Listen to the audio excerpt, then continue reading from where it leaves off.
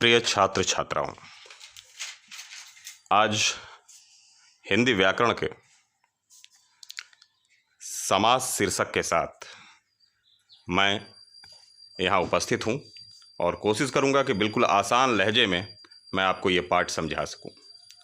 तो समास किसे कहते हैं? समास दो पदों का आपस में मिलना समास कहलाता है। जब दो पद आपस में मिलते हैं तो ये घटना जो है वो समास कहलाती है। और समास के 6 भेद हैं। पहला है तत्पुरुष समास, दूसरा द्वंद्व समास, तीसरा द्विगु समास, चौथा बहुब्रीहि समास, पांचवा कर्मधारय समास और छठा अव्ययी भाव समास। तो सबसे पहले एक एक करके, सबसे पहला जो है हमने बताया वो है तत्पुरुष समास।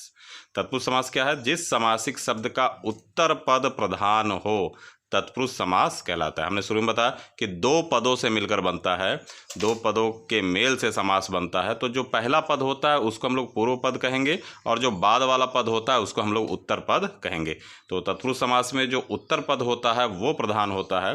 पहचान कैसे करेंगे? बहुत आसान है। अगर आपने कारक के चिन्ह पढ़े हैं, कर्ता ने कर्म को कर्ण से संप्रदान के लिए, अपादान से जुदाई के अर्थ में, संबंध का के की अधिकरण में पर, तो अगर आपने ये चिन्ह पढ़े हैं तो यहाँ पर पहचान है कि तत्पुरुष समास में दो पद अपने कारक के चिन्हों को छोड़कर आपस में मिलते हैं।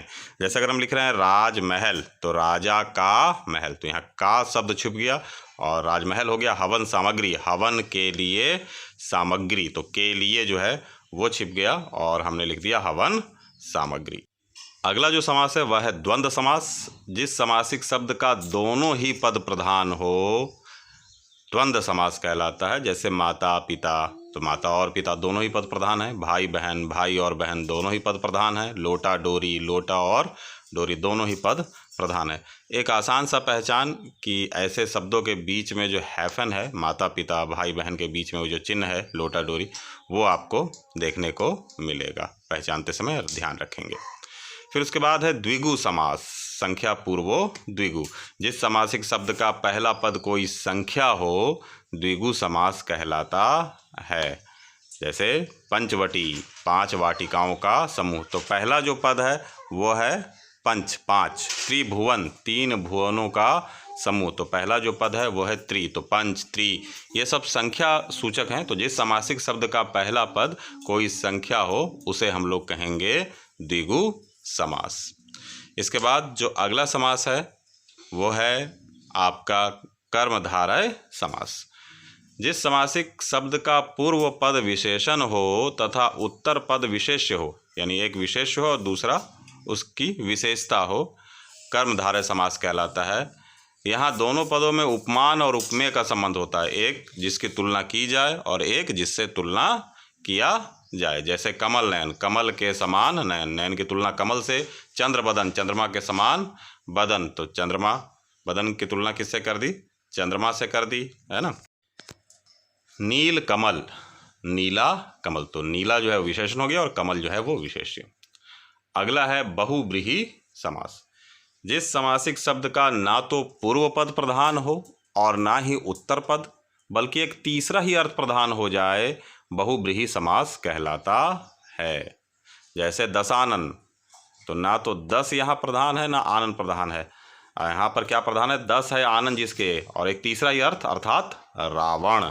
वीणा पानी, वीणा है पानी अर्थात हाथ में जिसके, अर्थात सरस्वती। तो इस तरह के जो होंगे जिसमें तीसरा ही पद प्रधान होगा, तीसरा ही अर्थ, पद नहीं कहेंगे, तीसरा ही अर्थ प्रधान हो जाएगा, वो कहलाएगा बहुब्रीहि समास। और अगला है अव्ययी भाव समास।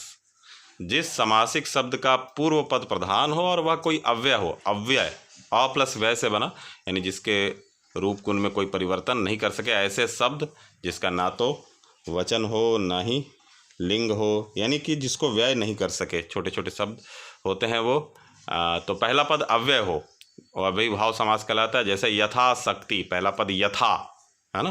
प्रतिदिन, पहला शब्द है प्रति। बेशक, पहला शब्द है बे। तो ऐसे जब शब्द पूर्व में, पूर्व का जो पद हो वो कोई अव्यय हो, तो आपको क्या समझना है कि ये है अव्ययी भाव समास में है। उम्मीद है अब आपको जो है वो समझना आसान होगा, पहचानना आसान होगा। जो अभ्यास है पुस्तकों में उसको कीजिए, व्याकरण की किताब से पढ़िए और ज़्यादा क्लियर हो जाएगा। पसंद आया तो चैनल को सब्सक्राइब कीजिए। फिर